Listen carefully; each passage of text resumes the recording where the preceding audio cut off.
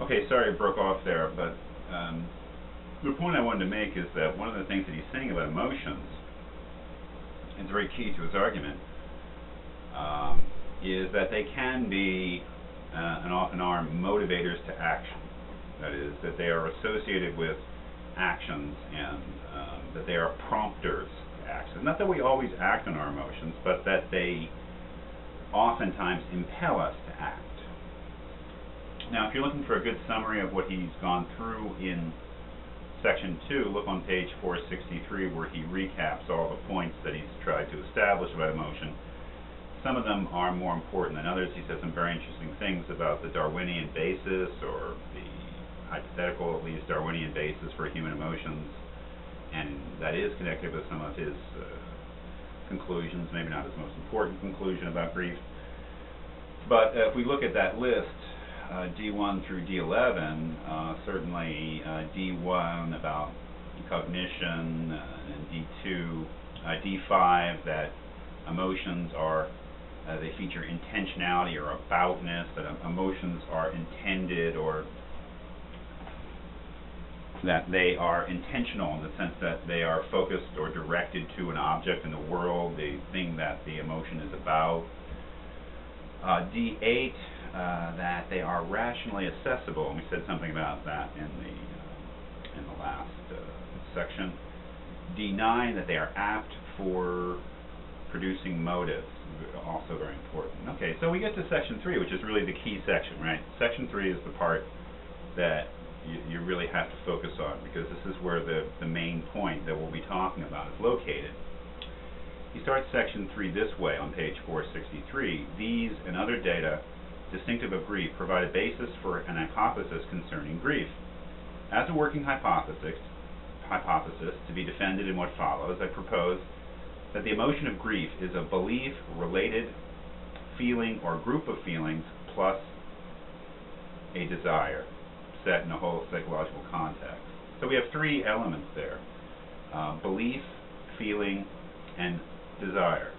And that's important to see that his conception of grief is that it's a belief about the world, in this case that someone has died, which may be true or false, but it's a belief.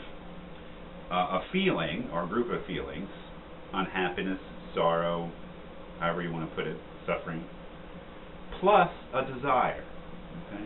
So really we have three elements in his notion of grief: the belief, the feeling, and the desire that's prompted by the feeling and the belief. And so we get to at the bottom of page 463 and then into 464. This is his definition of grief. What is the essential elements of grief? Grief is a belief of the form that P. That's just saying, that P just means a belief that something is true about the world. And attendant feelings, such as feelings of loss, pain, anger, fear, distress, and unhappiness, and a desire of the form that not P in a whole psychological context. So what you have to grasp there is the whole P, not P thing, okay? That is, we have a belief that something is true in the world, that someone has died, feelings of pain, loss, anger, suffering, sorrow, etc., and a desire, and that desire is that not P, that is, that the person hadn't died or isn't dead, okay? So let's just say that the belief is X, and X is the moon is made of green cheese, and then a desire of the form not X would be that the moon not be made of green cheese, or Ronald McDonald has been elected president. That's the belief. The desire would be that Ronald McDonald hadn't been elected president. Okay, I know these are ridiculous examples, but sorry. So that's basically his definition of grief, and that's what has to be defended and analyzed.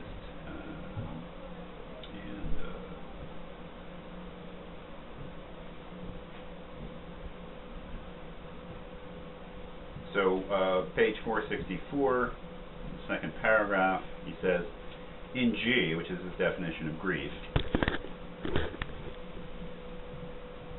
P is satisfied by a proposition or statement or sentence to the effect that a certain person is dead, has died, or has been almost certainly lost or permanently separated from the agent whose grief is under consideration. Paradigm instances of grief, cases which fit what I take to be essential meaning, involve the death of a loved one or someone the agent is related to in an important way. I shall take the death of a loved one or kin-related person as paradigmatic. While I suspect that we can imagine, or almost imagine, grief over the loss of a non-living entity, say one's possessions or home or other things of special value, I shall argue below that the belief component of grief in its clearest cases is a belief about a person or other living thing. Sorrow, remember he wants to differentiate grief from the more general emotion of sorrow, I will suggest differs from grief in permitting a wider range of types of objects of the belief element in these emotions. So really one thing he's saying, this is not his major point, one of the things he's saying is that grief is a more specific emotion in its object or what it's about. Sorrow is wider. We can feel sorrow over a wider range of things than we can feel grief over. And what he seems to be saying is that pretty much grief is an emotion that's directed towards persons and the loss of persons. We can feel sorrow if the Phillies lose the World Series. We cannot grieve. We grieve over the loss of a person.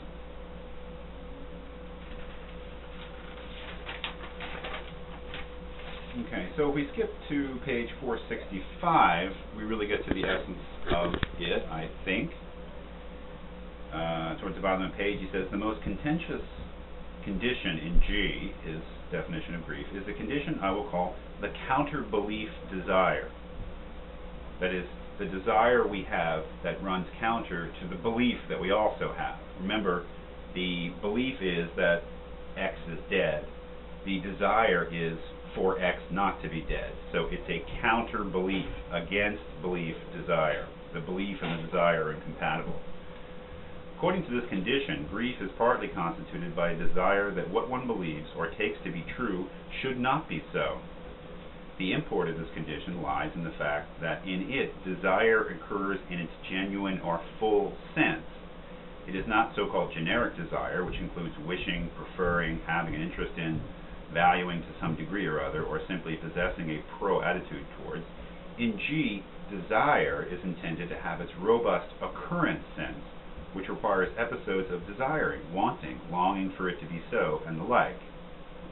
Accordingly, if G is correct, then S grieves the loss of N, then if S grieves the loss of N, then S wants desires that N should not have died, and episodes of desiring expressible by I simply don't want it to be so are the typical manifestations of such a desire. Of course, these psychological episodes are counter to S's belief or recognition that N is dead. No doubt, the counter-belief desire condition will be and has been a matter of debate, etc., etc. So, remember what he said about desire, or what he's saying.